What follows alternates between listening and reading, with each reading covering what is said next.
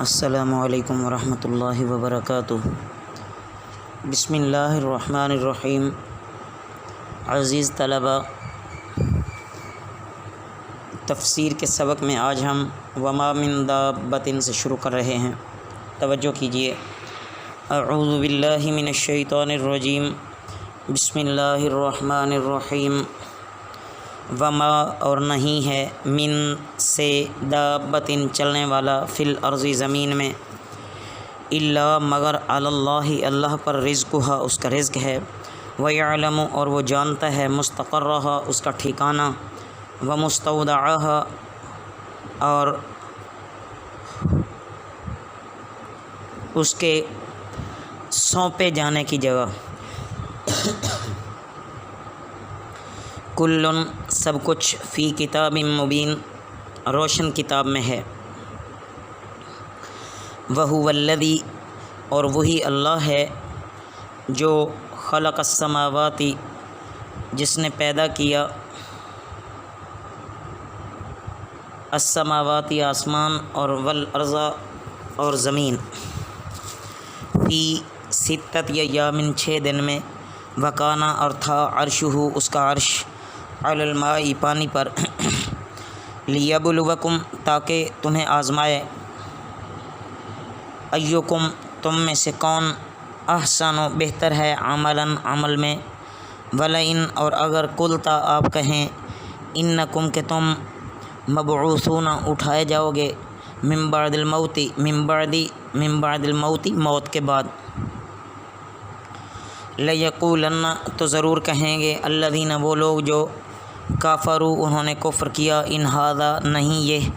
الا مگر، سحر مبین کھلم کھلا جادو۔ ان آیات مبارکہ میں عزیز طلباء اللہ تعالیٰ کے قدرت کاملہ کی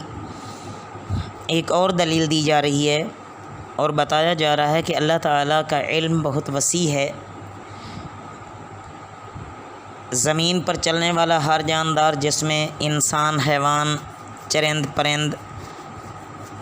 کیڑے مکوڑے، درندے سب آ جاتے ہیں۔ جس کو بھی رزق کی محتاجی ہوتی ہے اس کو روزی پہنچانا اللہ تعالیٰ نے اپنے ذمے لے لیا ہے۔ یہ اللہ تعالیٰ کا بہت بڑا فضل ہے۔ جس قدر روزی جس کے لیے مقدر ہے وہ اس کو مل کے رہنی ہے۔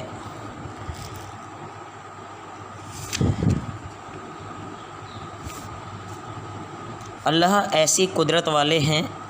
کہ جس نے تمام آسمان اور زمین کو صرف 6 دن میں پیدا کر دیا۔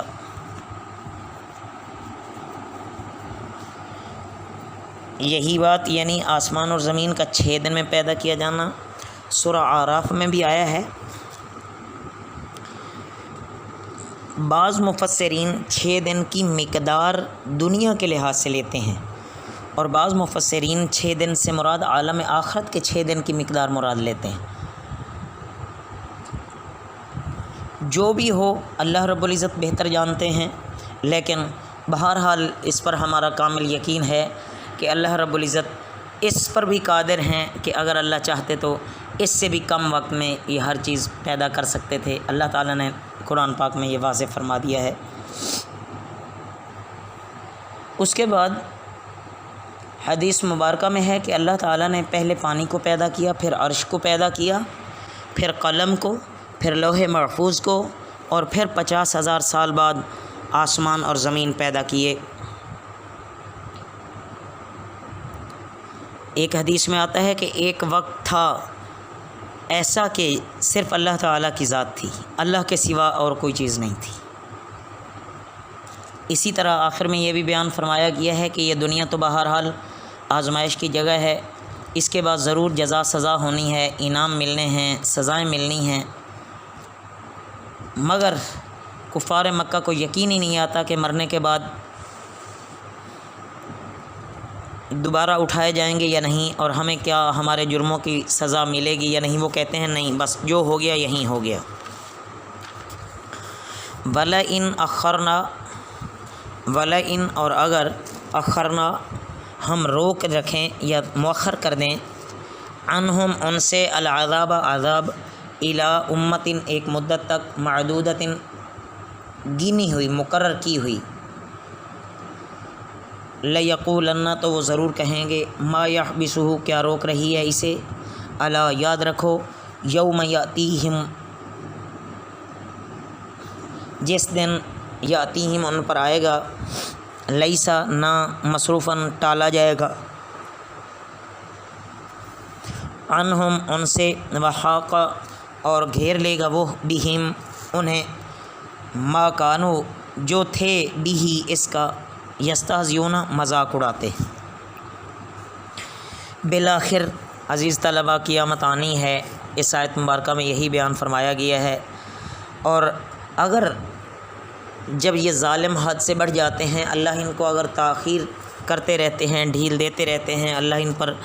اپنے عذاب نہیں لاتے تو یہ مت سمجھیں کہ بالکل اللہ نے ہمیں چھوڑ دیا ہے اور اب ہم سے کون پوچھ سکتا ہے بس جس دن پھر اللہ کا عذاب آتا ہے وہ پھر ٹلا نہیں کرتا بلکہ وہ آ کے پکڑ لیا کرتا ہے اگر کوئی ٹالنا چاہے تو بھی نہیں ٹال سکتا اور جب عذاب آتا ہے تو عمومی ہو کے آیا کرتا ہے وہ پھر ہر طرف سے گھیر کر تباہ کر دیتا ہے انسان کی کمزوری ہے کہ اگر چند روز عیش کے دیکھ لیتا ہے اور اس کے بعد تکلیف میں مبتلا کر دیا جائے تو پچھلی تمام آسائش اور مہربانیوں کو بھول جاتا ہے اور نا امید ہونے لگ جاتا ہے اور اگر مصیبت کے بعد دوبارہ اللہ تعالیٰ آسانی دے دیں تو پھر مغرور ہونے لگ جاتا ہے حالانکہ اس کو چاہیے تو یہ کہ اللہ کا شکر ادا کرے اور اللہ کے احسان کے سامنے اپنے آپ کو جھکا دے اللہ عمل کی توفیق عطا فرمائیں وما علینا الا البلاغ المبین